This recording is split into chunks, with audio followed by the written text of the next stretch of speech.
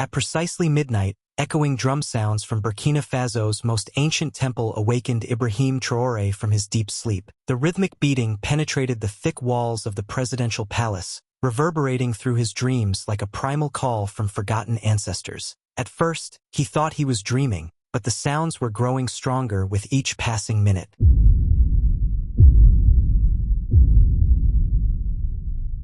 Rhythmic, hypnotic, like an ancient melody calling spirits from the depths of time. Ibrahim sat up in his bed, his heart racing inexplicably. He had lived in this palace for 3 years since becoming president, and never once had he heard such sounds at this hour. The drums seemed to follow a pattern he couldn't quite understand, yet somehow felt familiar, as if buried deep in his genetic memory. Getting up from his bed, he walked barefoot across the cold marble floor to the window. Looking out into the darkness, he could see the sprawling city of Ouagadougou sleeping peacefully under a blanket of stars. But in the distance, toward the southeastern hills where the old Mogadeo temple stood, a golden light was shimmering against the night sky. This was more than strange. That temple had been abandoned for decades. Local historians claimed it dated back over 500 years, built by an ancient kingdom that had mysteriously vanished from all official records. Even the most knowledgeable elders in the region spoke of it only in whispers, claiming that the spirits of ancient kings still wandered its crumbling corridors. What's happening there? Ibrahim murmured to himself, quickly putting on his clothes. His military training had taught him to trust his instincts, and right now, every fiber of his being was telling him that this was no ordinary night. He thought about waking his security chief Amadu, who slept in the quarters just down the hall. Standard protocol demanded that he never leave the palace without a full security detail, especially at night. But an inner voice, stronger than logic or training, told him to go alone. The drums seemed to be calling specifically to him, as if they knew exactly who he was and where to find him. Leaving the palace through a side entrance that only he and his most trusted guards knew about, Ibrahim began walking through the empty streets of Ouagadougou. The capital city, usually bustling with activity even in the evening hours, was eerily quiet. Street vendors had long since closed their stalls, and even the usual sounds of late-night traffic were notably absent. With each step toward the ancient temple, the drum sounds became clearer and more distinct. He could now make out multiple rhythms layering over each other, deep bass drums providing a steady heartbeat, higher-pitched instruments weaving intricate patterns above them, and what sounded like human voices chanting in a language he didn't recognize but somehow understood. The city's narrow streets, usually familiar and comforting, now felt like pathways through a dreamscape. The pale yellow glow of street lamps created dancing shadows that seemed to move with the rhythm of the distant drums. Even the stray dogs that normally roamed these neighborhoods were nowhere to be seen, as if some invisible force had cleared the way for his journey. As Ibrahim walked, fragments of half-remembered dreams began surfacing in his mind. Images of golden palaces, of himself as a child wearing elaborate ceremonial clothing, of a tall man with kind eyes who called him by a name he couldn't quite recall. These visions felt more like memories than dreams, but that was impossible. His childhood had been spent in the humble home of Kwame Traoré, the man who had raised him after his parents died in a car accident. 25 minutes later, when he emerged from the last narrow alley and saw the ancient temple complex spread before him, the sight that greeted him was so unexpected that it literally stopped him in his tracks. Hundreds of villagers, perhaps 1,000 or more, had gathered in the vast courtyard surrounding the temple. They stood in perfect concentric circles, each person holding a torch that burned with an unusual golden flame. The light from these torches didn't flicker like normal fire. Instead, it seemed to pulse in perfect synchronization with the drumbeats. What struck Ibrahim most profoundly was the diversity of the crowd. Elderly men and women with white hair and deeply lined faces stood next to teenagers barely out of childhood. Mothers held sleeping babies while their older children swayed to the rhythm. Farmers in work clothes stood beside teachers, merchants, and even some people he recognized as government officials from his own administration. But most unsettling of all was the fact that every single person in this vast crowd had turned to face the entrance to the courtyard, the exact spot where Ibrahim now stood. It was as if they had been waiting for him, as if his arrival was the missing piece of some cosmic puzzle. This is impossible,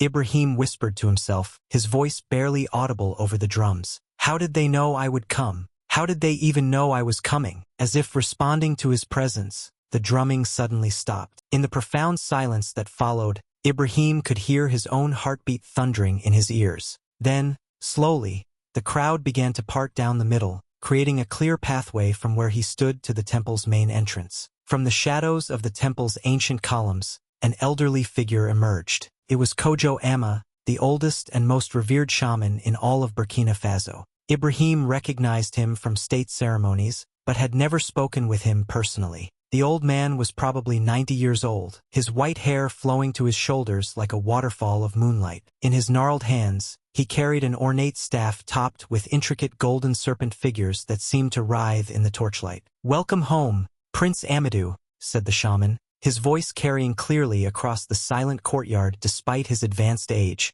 Ibrahim felt his knees go weak. The name hit him like a physical blow, awakening something deep in his subconscious that he couldn't quite identify. "Prince, what? I think there's been some kind of mistake. I'm Ibrahim Traoré, president of Burkina Faso." "I'm not." "No mistake, my son," the shaman interrupted gently but firmly. "You are Prince Amadu Hassan, the last surviving heir of the Mogadeo Kingdom. We have been waiting for you to remember who you truly are for 20 long years." The crowd, as if responding to some invisible signal, slowly began to lower themselves to their knees. Row by row, like a wave moving outward from the temple, hundreds of people knelt in reverence. The sight was overwhelming, all these people, looking at him with expressions of hope, reverence, and long-contained joy. "I don't understand," Ibrahim said, his voice cracking with emotion. "I'm just a man who was elected to lead this country. I grew up in a simple family. My father was Kwame Traoré, a schoolteacher. My mother died when I was young. I'm not royalty, I'm not a prince." The shaman's weathered face creased into a sad but knowing smile.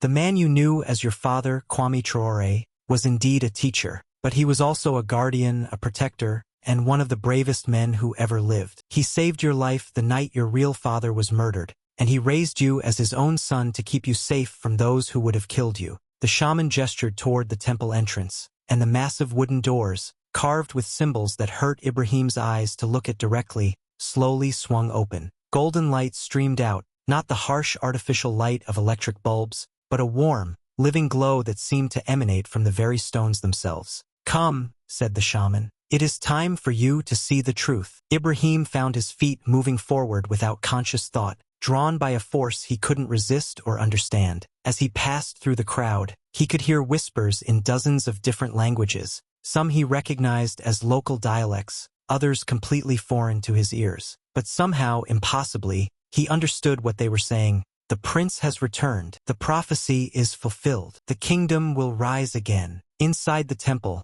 the walls were covered with hundreds of paintings and tapestries, all illuminated by that strange golden light. As Ibrahim's eyes adjusted, he began to make out individual images, and what he saw made him stumble backward in shock. These weren't ancient historical paintings. They were portraits, photographs, and detailed artistic renderings of himself at various ages throughout his childhood. Here was a picture of him at age 5, dressed in elaborate royal robes and playing in what looked like a palace garden. There was another showing him at 7, standing beside a tall, regal man who bore an unmistakable resemblance to Ibrahim's adult features. And there, almost hidden in a shadowy alcove, was a family portrait showing that same man, a beautiful woman, and a young boy who was undeniably Ibrahim himself. How is this possible?" Ibrahim whispered, approaching one of the portraits with trembling hands. "I've never seen these pictures before in my life. I don't remember posing for them. I don't remember any of this." Shaman Kojo moved to stand beside him, his ancient hand pointing to an enormous map carved into the wall. "Prince Amadu, this was your world before everything changed. The Mogadeo Kingdom covered what is now southeastern Burkina Faso, parts of Ghana, and a small portion of northern Togo. For over 3 centuries, your family ruled over the richest gold deposits in all of West Africa." Ibrahim studied the map carefully. The geography was familiar. Many of the areas shown were now some of the most valuable mining regions in the country. But he had never heard of any Mogadeo Kingdom in any history book or university course. "Why isn't this in the history books?" he asked. "Why has no one ever mentioned this kingdom?" The shaman's expression darkened. "Because those who destroyed it also destroyed most records of its existence." They wanted the world to forget that such a place ever existed, to forget that Africans were capable of creating such wealth and prosperity without European intervention. Moving deeper into the temple, the shaman led Ibrahim to a section dedicated entirely to more recent history. Here, the golden glow was dimmer, and the images were painted in darker, more somber tones. In November 2003, the shaman began, his voice taking on the cadence of a traditional storyteller. Your father, King Komu Hassan, made a decision that would seal his fate and change your destiny forever. He announced to the world that the Mogadeo Kingdom would no longer honor the mining contracts signed by previous generations under colonial pressure. The shaman pointed to a large painting showing a dignified man in traditional African royal dress standing before a gathering of international officials. The man's face was proud but stern, and his resemblance to Ibrahim was so striking that it took Ibrahim's breath away. Your father believed that Africa's resources should primarily benefit African people. He proposed creating a Pan-African mining consortium that would ensure fair prices and shared prosperity across the continent. The profits from Mogadeo's gold would fund schools, hospitals, and infrastructure projects throughout West Africa. Ibrahim stared at the painting of his father, for he was beginning to accept that this was indeed his father, and felt a strange mixture of pride and grief. What happened to him? The Western powers, particularly France and the United States, saw this as an existential threat to their economic interests in the region, the shaman continued. Within 6 months, they had orchestrated a perfect storm of economic pressure, diplomatic isolation, and ultimately, military intervention. Another painting showed the same royal palace, but this time it was burning. Bodies lay scattered in the courtyard, and soldiers in foreign uniforms could be seen advancing through the smoke. The attack came at dawn on May 15, 2004. Your father had received warnings, but he refused to flee. He said that a king should die defending his people rather than live in exile while they suffered. The shaman's voice became thick with emotion. You were 8 years old. Your father's last command was to get you to safety, no matter the cost. Kwame Traoré wasn't just a schoolteacher, the shaman explained, moving to another section of the temple. He was your father's closest friend and most trusted advisor. He was also the leader of a secret network of loyalists who had been preparing for exactly this kind of attack for months. A series of smaller paintings showed the dramatic events of that night. A young boy being spirited away through secret tunnels while the palace burned above. The same boy having his appearance altered with haircuts and simple clothes. Documents being forged to create a new identity. Kwame took you far from Mogadeo territory, to a small town where no one would think to look for a royal prince. He gave you a new name, a new history, and most importantly, he used a special ritual to temporarily suppress your memories of the palace and your royal life. Ibrahim felt a chill run down his spine. You mean my entire childhood, everything I remember about growing up, was real but incomplete, the shaman said gently. Kwame raised you with love and gave you an excellent education. Everything you learned about honor, justice, and serving your people came from him. But he could never tell you the whole truth about where you came from, because that knowledge would have put you in mortal danger. How do you know all this? How do you know Kwame didn't just make up this story? In response, the shaman walked to an ancient chest that sat in the center of the temple's inner chamber. The chest was made of dark wood inlaid with gold, and covered in symbols that matched those Ibrahim had seen throughout the temple. Because Kwame brought me this on the night he rescued you, with instructions to keep it safe until you were ready to reclaim your birthright. With reverent hands, the shaman opened the chest. Inside, nestled in faded silk, were objects that made Ibrahim's heart race with recognition he couldn't explain. A small golden crown, sized for a child's head, with intricate engravings that seemed to shift and move in the light. A royal seal bearing symbols that looked familiar despite his conscious mind never having seen them before. And most compelling of all, an ancient document written in multiple languages. This is your birth certificate, Prince Amadu Hassan, first and only son of King Komu Hassan and Queen Akojua Hassan, the shaman said, carefully unfolding the parchment.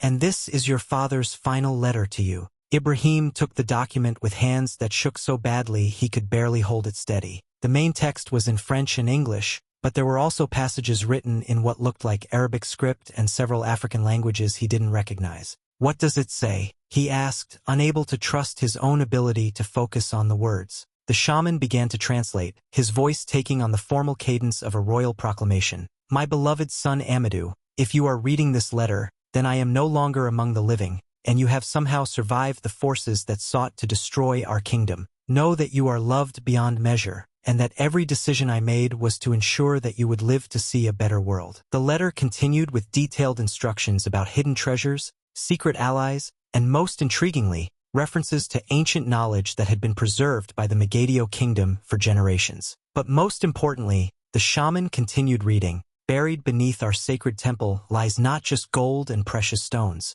but the accumulated wisdom of pre-colonial Africa, scientific knowledge, agricultural techniques, medicinal practices, and technological innovations that could transform our continent's future. This knowledge belongs to all African people, but it can only be accessed by one of royal blood." "Treasure?" Ibrahim asked, his mind reeling from everything he had learned. "What kind of treasure?" "The kind that could change the entire balance of power in Africa," the shaman replied seriously. "Your ancestors were not just rulers, they were scholars, scientists, and preservers of knowledge. For over 3 centuries, they collected and protected the intellectual heritage of dozens of African civilizations." The shaman led Ibrahim to what appeared to be a solid stone floor in the center of the temple's main chamber. Carved into the stone was an intricate pattern that resembled a mandala or complex geometric design. "This chamber can only be opened by one who carries the true royal bloodline of Mogadeo," the shaman explained,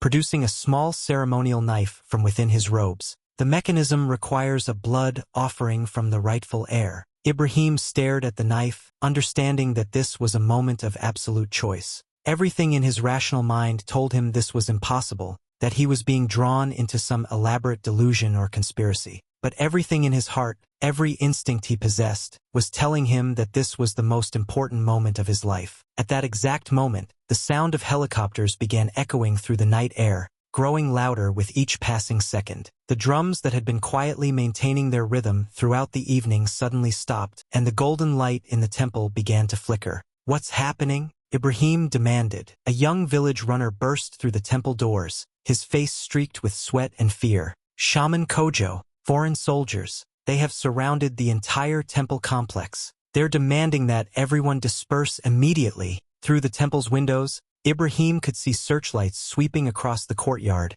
and hear the unmistakable sound of military vehicles taking positions. A voice speaking French-accented English came through a loudspeaker. "This is Commander Laurent Dubois of the International Peacekeeping Force. This gathering is unauthorized and potentially dangerous. You have 10 minutes to evacuate the area before we take necessary action." The shaman's face remained calm, but Ibrahim could see tension in his ancient eyes. They've been monitoring the temple for 20 years, waiting for this moment. They know that if you access the underground chambers and claim your birthright, everything changes. "Who are they?" Ibrahim asked, though part of him already knew the answer. "The same forces that killed your father and destroyed your kingdom. They cannot allow the lost prince to return, because your existence threatens everything they've built on the foundation of African dependence." Outside, the countdown continued in multiple languages. 8 minutes remaining. "This is your final warning." Ibrahim looked around the temple at the portraits of his childhood, the evidence of his true heritage,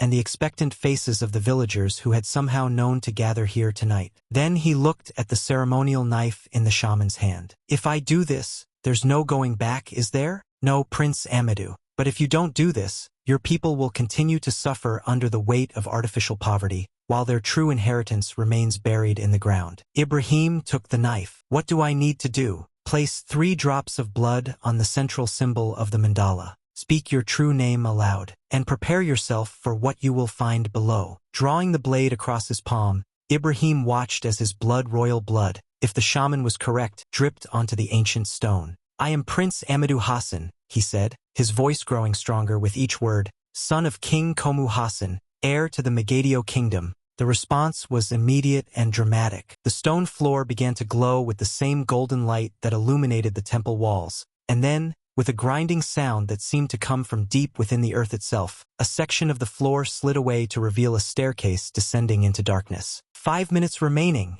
came the announcement from outside, but Ibrahim was no longer listening. Every cell in his body was telling him to descend those stairs, to discover what his ancestors had hidden so carefully. The staircase led down much farther than he had expected, spiraling deep into the earth. The walls were carved with the same symbols he had seen throughout the temple, but here they seemed to pulse with their own internal light. As he descended, the air grew warmer rather than cooler, and he began to hear the sound of flowing water. When he finally reached the bottom and stepped into the underground chamber, what he saw defied all his expectations. This wasn't just a treasure vault, it was an entire subterranean city. Golden walls stretched away into the distance, supported by massive columns carved to look like ancient trees. Crystal formations provided natural lighting, supplemented by an ingenious system of mirrors that brought sunlight down from the world above. But the most amazing sight was the knowledge itself. The walls were covered with detailed diagrams, mathematical formulas, star charts, botanical illustrations, and technical specifications that looked centuries ahead of their time. There were detailed maps showing mineral deposits throughout Africa, medical texts describing surgical procedures, and engineering plans for irrigation systems and metallurgical processes. This, Ibrahim whispered, moving from wall to wall in wonder, this isn't just African history. This is proof that African civilizations were far more advanced than anyone ever imagined. In the center of the vast chamber stood a statue of his father, King Komu Hassan, but here he was depicted not as a warrior or politician, but as a scholar surrounded by books and scientific instruments. At the base of the statue was an inscription in multiple languages, including English, "To my son Amadu. This knowledge represents the true wealth of our people. Gold and diamonds are valuable, but wisdom is priceless. Use what you find here not for personal gain, but to lift up all of Africa. The future of our continent depends on reclaiming our heritage and building upon the foundation our ancestors laid." As Prince Amadu, read those words, he felt something fundamental shift inside him. All the fragmented memories, the dreams that had never made sense, the inexplicable feelings of destiny that had driven him into politics, it all suddenly clicked into place. He wasn't just a modern African leader trying to build a better future. He was the keeper of ancient wisdom, the guardian of knowledge that could transform not just Burkina Faso, but the entire continent. The weight of that responsibility was enormous, but so was the power it represented. 2 minutes remaining. "We are preparing to enter the temple," the shaman's voice echoed down from above. "Prince Amadu, you must choose now. Do you accept your heritage and the responsibilities that come with it?" Prince Amadu looked one more time at the vast treasure of knowledge surrounding him, then at the statue of his father. "I accept," he called back, his voice echoing through the chambers. "I am Prince Amadu Hassan, and I will use this knowledge to free my people." When he emerged from the underground chambers, the temple was surrounded by soldiers in foreign uniforms. Spotlights blazed through the windows, and the sound of military equipment filled the air. But something had changed in the crowd of villagers. Instead of fear, their faces showed determination and pride. "Time is up," came the final announcement. "We are entering the temple now." But as the soldiers approached the main entrance, something unexpected happened. The villagers, who had been kneeling in reverence, slowly rose to their feet and formed a human barrier between the soldiers and the temple. They weren't armed, they weren't threatening, but they were immovable. Commander Dubois himself appeared at the temple entrance, flanked by heavily armed troops. He was a tall, thin man with the bearing of career military, and his eyes immediately found Prince Amadu. "President Traoré," he said in accented English, "you need to come with us immediately. This gathering is illegal, and these people are engaging in activities that threaten regional stability." Prince Amadu stepped forward, and as he did, he felt the power of his true identity settling around him like armor. "I am not President Traoré," he said clearly. "I am Prince Amadu Hassan, rightful heir to the Mogadeo Kingdom, and these are my people." The commander's face went pale. "That's impossible. The Mogadeo royal line died out 20 years ago. Clearly, your intelligence was incomplete," Prince Amadu replied calmly. "And now that I have reclaimed my birthright, things are going to change significantly in this region." What followed was a tense standoff that lasted until dawn. The foreign soldiers, faced with 1,000 peaceful but determined villagers and a leader who clearly was not going to be intimidated, eventually withdrew to reassess the situation. As the sun rose over the temple complex, Prince Amadu stood before his people and spoke words that would be remembered for generations. "My people, for 20 years I lived without knowing who I truly was. But tonight, I have remembered not just my own identity, but the identity of all African people. We are not poor. We are not dependent. We are not inferior. We are the inheritors of the greatest intellectual tradition in human history." He gestured toward the temple, where the underground chambers held their treasures of knowledge. Beneath our feet lies the wisdom to build great cities, to heal diseases, to grow abundant crops in the desert, and to create technologies that the world has never seen. This knowledge belongs to all of Africa, and I pledge my life to ensuring that it is used to build the future our ancestors dreamed of. In the months that followed, Prince Amadu would work carefully and strategically to share the ancient knowledge with trusted scientists and scholars across Africa. The underground chambers would become a center of learning and innovation, but always with the understanding that this knowledge was sacred and must be used wisely. And though he would continue to serve as President Ibrahim Traoré in the modern political world, he would never forget that he was also Prince Amadu Hassan, guardian of Africa's greatest treasure, the wisdom of its ancestors and the unlimited potential of its future. This story is a dramatized narrative inspired by real events and African heritage. While some elements are fictional, the core message about Africa's rich intellectual tradition and the ongoing struggle for true independence resonates with real historical experiences. All characters except Ibrahim Traoré are fictional creations for dramatic storytelling purposes.